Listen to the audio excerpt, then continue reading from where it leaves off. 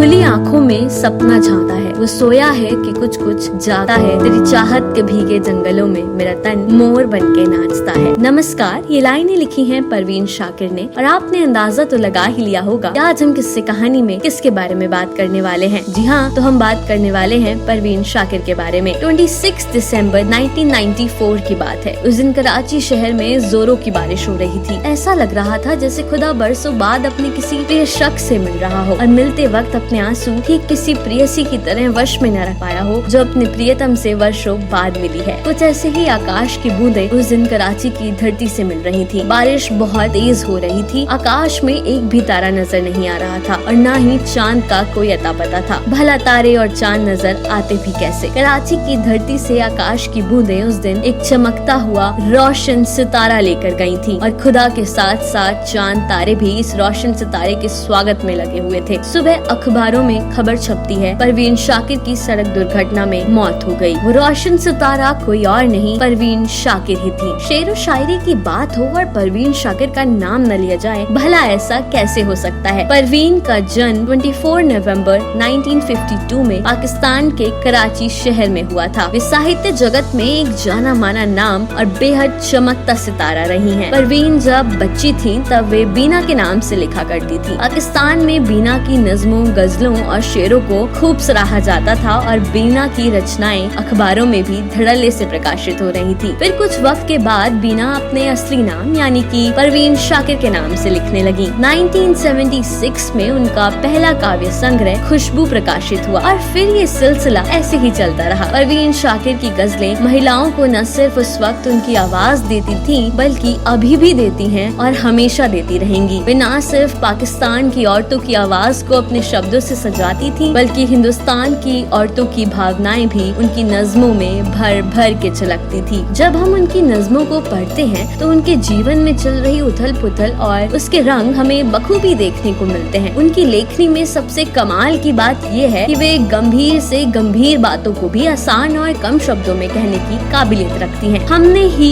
लौटने का इरादा नहीं किया, उसने भी भूल जाने का वादा नहीं किया। परवीन चाहती थी कि उन्हें इश्क में तन्हाइयों से कभी राबता न पड़े, पर उनके हिस्से आई तन्हाइयाँ, आंसू और दर्द। उन्होंने पाकिस्तानी डॉक्टर सैयद नसीर अली से शादी की, पर उनकी शादी ज्यादा लंबे वक्त तक नहीं चल पाई, जिसका उन्हें मलाल था और ये मलाल उनके शेरों और शायरियों में जाहिर तौर पर देखने को मिलता है। मैं सच कहूँगी फिर भी हार जाऊंगी, वो झूठ बोलेगा और लाजवाब कर देगा, कहते हैं उनके वालिद जो कि खुद एक शायर थे। बिहार के दरभंगा जिले के लहेरिया सराय से थे और पाकिस्तान बनने के बाद वे कराची बस गए थे। शायद ये भी एक वजह रही कि उनकी शायरियों में हिंदुस्तान की औरतों की झलक देखने को मिलती है। वे बड़ी बेबाकी और गजब के आत्मविश्वास के साथ अपनी बात रखती थी। वे समाज की रूढ़िवादी सोच को तोड़कर औरतों को सामाजिक न्याय दिलाने की बात करती थी। उनके बोलने और कविता पढ़ने का अंदाज बहुत प्यारा था, पर औरतों के न्याय के लिए उठते बादलों के गरजने का शोर उनकी आवाज में सुनाई देता था। आज के लिए किस्से कहानी में बस इतना ही। रोचक तथ्यों और ऐसी ही अन्य कहानियों को जानने के लिए सुनते रहिए किस्से कहानियाँ। अगर आपने अभी तक हमारे चैनल को सब्सक्राइब या फॉलो नहीं किया है तो जल्दी से कर लीजिए।